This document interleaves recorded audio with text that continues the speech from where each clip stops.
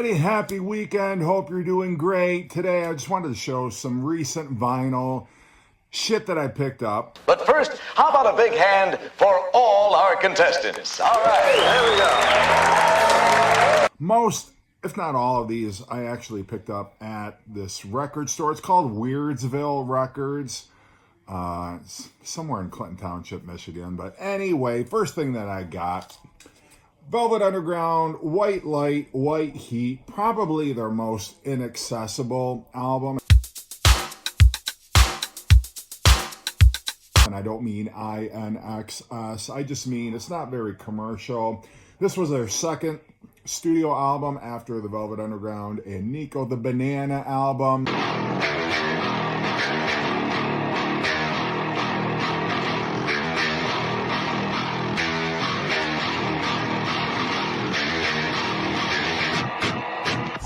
I know Aaron Mutha Alamere, he has put this in his top 10 albums of all time, but he got some interesting stuff on here. The Gift is actually a story that Lou Reed wrote that is set to music.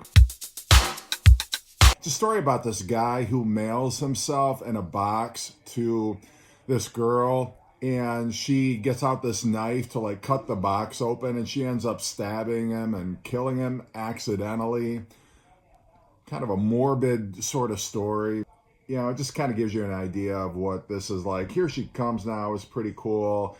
Sister Ray, 17 minutes long, takes up almost the whole of side 2. But yeah, an interesting record. Not my favorite Velvet Underground album. That would probably be their first one or their self-titled, which ended up being their third release. But anyway, still a cool record to pick up. And I found this. I don't know if this is a bootleg. I don't think it's a bootleg. It says first official release, so it's not a bootleg, but it's a double album, live on tour, 1978. And this is when they were touring the More Songs About Building and Food album. So you got a lot of stuff. Like it opens with the big country warning sign, artists only, the girls want to be with the girls, Electricity, Drugs, which would find its way onto the Fear of Music album, their third release, Psycho Killer, Take Me to the River. So a lot of great stuff on here. Sounds fantastic.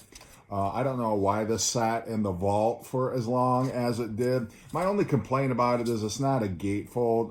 That's one of my pet peeves, honestly. When you get a double record set, give us a fucking gatefold. What happened to you? What are you acting like this for? I mean, what does it really cost that much more to put it, you know, in a gatefold rather than the sleeve where you got to jam both records into it? Maybe I'm just bitching, whatever. Expanded my Peter Murphy collection. Peter, what are you doing? Crack? This was his debut solo release, If the World Should the World Fail to Fall Apart. And I'm a big Bauhaus, Love and Rockets fan. This is the fifth Peter Murphy album that I have now. I didn't have his debut, but kind of a little bit of synth pop, but not in a Soft Cell or a Thompson Twins or, you know, whatever. Not like one of those early, you know, Yaz or anything like that. It's I think this was from 1985, but yeah, it got a little bit of a goth vibe to it, but I really enjoy this record. I'd not heard it before, but cool artwork there. This was done by Peter Murphy's friend. He was like from Venezuela or Guatemala or something like that, but he and Peter worked on the artwork together. So anyway, cool release. Then I got the Rhino, what do we call these things? It's like the Rhino Hi-Fi version of Kick. This is the third copy of Kick that I have. And I'm not ashamed to say, but yeah, sounds fantastic. Again, in the very sturdy cardboard. It is in the gatefold. Thank you, NXS. You know, got the little mock Obi strip here, whatever. But yeah, I mean, what can I say about this record? Had it on cassette, first copy that I ever owned of it, like I'm sure most people. This came out during my senior year of high school, so it really, all those memories of, being in 12th grade, just getting ready to graduate, really flood in here for me when I listen to this. So got a lot of sentimental attached to that particular record. Little Psychobilly I picked up with Reverend Horton Heat and Smoke 'em If You Got 'em. Yeah, I mean, if you like the Cramps, trying to think what else you might compare them to. But just, really cool sound. I like that kind of heavy rockabilly with a little bit of, kind of like garage rock thrown in there. Great instrumentalists.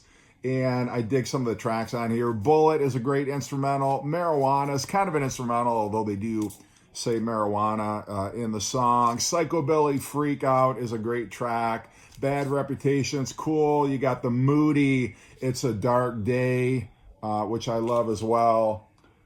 But yeah, happy to add that to my collection. And then, like I think it was one of my more recent videos, I was showing how I was getting into Oasis, and so I got their third studio album proper, Be Here Now. And this one, I think it's a little polarizing in some ways. They were all like coked up out of their minds when they were recording it, so the mix is a little bit muddy, but the songs are definitely there. Noel Gallagher is a fantastic songwriter.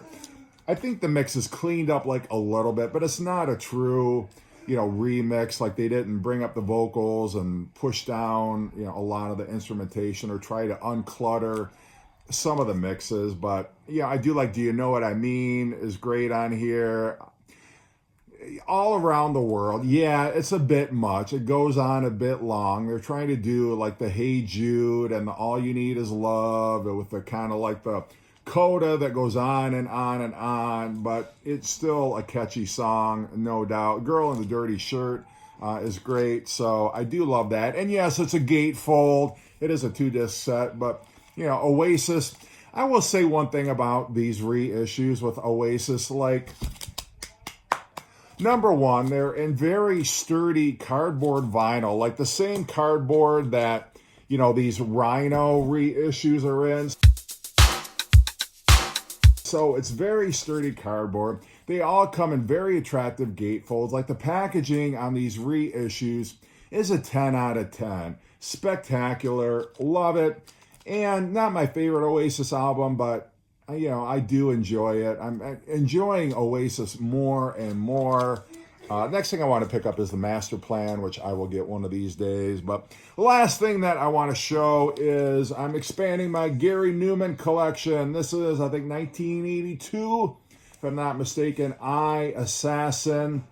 And reviews are a little mixed on this one. I happen to really enjoy it. Either you like Gary Numan or you think he's just some kind of bookish nerd with a synthesizer, but I've always kind of compared him to Thomas Dolby, who I love Thomas Dolby. I love his synth pop stuff. And this wasn't produced by Niles Rodgers, but in some tracks you could have really fooled me. But there's definitely like heavy bass on a lot of these tracks. Obviously, the synthesizer, some moodier tracks like Music for Chameleons I really like on here. White Boys and Heroes is fantastic, but a really solid release from Gary Numan. If you like Gary Numan, if you like his early stuff, I think I've got like 8 Gary Numan albums, believe it or not. And I was one of those people who, honestly, until a couple of years ago, I did not take him seriously. I'm like, yeah, that's a guy that did Cars, the one-hit wonder. He's a fucking nerd, whatever. I just didn't want to know. And then I was watching Cosmic Brian started showing some of his Tubeway Army stuff.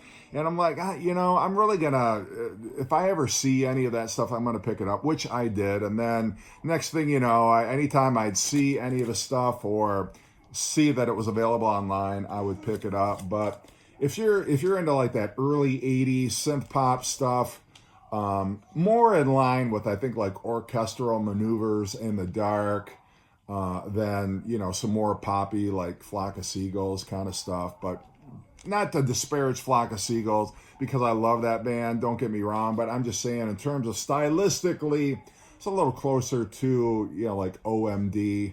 But anyway, those are my pickups. Not a whole lot of shit, but just wanted to share it with you anyway. Do a video because it's been a minute since I've been on here. Hope you're all doing well. Thanks for tuning in and take care. Fuck Betty.